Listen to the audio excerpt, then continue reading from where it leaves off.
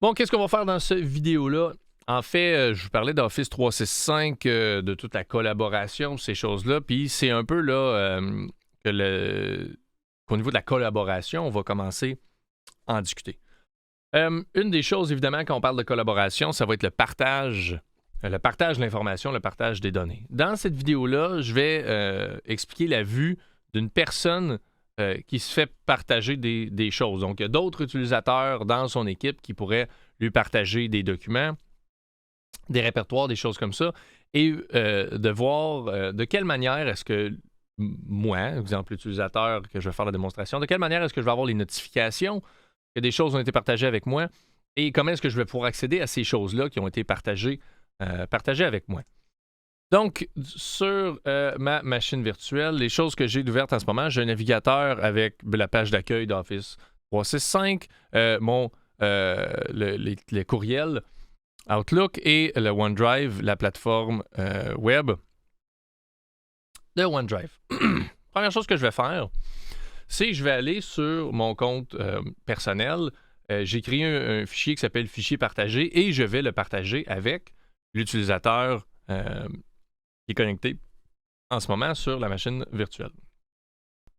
Donc, je viens de faire le partage et si vous regardez, justement, Outlook vient de m'afficher un son de notification et le petit point rouge pour me dire que j'ai reçu un courriel. Donc, dès que quelque chose est partagé avec nous, on va recevoir un courriel dans notre boîte de réception. Donc, si je clique sur ce courriel-là, ça va me dire, Saint-Georges-Guillaume a partagé un fichier avec vous. Ce fichier-là s'appelle fichier partagé et je peux cliquer là-dessus ou sur le gros bouton ouvrir pour l'ouvrir. Et là, j'arrive sur le fichier qui est, c'est un fichier vide en ce moment, donc je le vois. Si je pourrais aller ajouter de mon côté, là, je vais aller ajouter texte.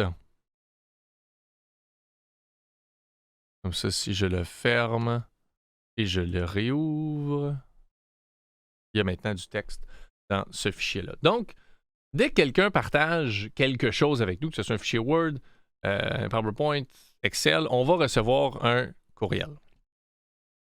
Donc ça, c'est le fun, le courriel, pour du moment que le partage est fait, on reçoit un courriel, on clique là-dessus, on peut visualiser, modifier ou peu importe, dépendamment des droits, les permissions de partage, qui sont des choses qu'on va voir dans d'autres vidéos. Et là, on peut y accéder. Le problème avec ça, avec la gestion des partages par courriel, c'est que ça peut devenir difficile d'en faire la gestion. Donc, exemple, j'ai ce courriel-là, c'est beau, tout est correct, mais dans 2 mois, j'ai encore besoin d'accéder à ce fichier-là. Puis là, je suis pris à fouiller dans mes courriels pour essayer de retrouver ce courriel-là du fichier qui a été partagé. Je pourrais le mettre dans un répertoire que je crée dans ma boîte de réception. Je pourrais marquer le message, mais c'est pas optimal. Ce qu'on va pouvoir faire, ou une option qui est disponible dans la version web de OneDrive, dans la section de gauche. Donc là, je suis sur la page d'accueil, j'ai juste accédé à OneDrive directement, je suis dans mes fichiers. Dans la section de gauche, il y a une place qui s'appelle « Partager ». Je clique là-dessus, je vois qu'il y a 2 onglets en haut qui sont là. « Partager avec vous » et « Partager par vous ». Donc, partager par vous, si on va le voir dans une vidéo ultérieure, nous, c'est partager avec vous qui nous intéresse. Ce que je vais faire, c'est que je vais rafraîchir. Et là, je vois maintenant que fichier partagé fait partie de la liste. Donc, c'est un fichier qui a été partagé avec moi il y a 2 minutes par mon utilisateur, mon code employé. Donc, je peux y accéder à partir de là. Et là, ça, c'est le fichier.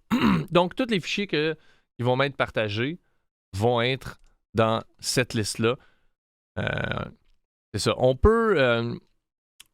évidemment, ils vont être là jusqu'à temps qu'ils soient partagés. Moi, peut-être de mon côté, je vais arrêter le partage parce que c'est plus nécessaire de collaborer sur ce document-là.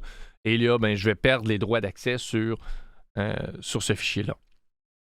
Donc, lorsque quelque chose est partagé avec vous, si vous le perdez, vous allez sur le OneDrive en ligne, dans la section Partager, Partager avec vous, et vous allez avoir une liste exhaustive de toutes les choses qui vous ont été partagées dans le passé et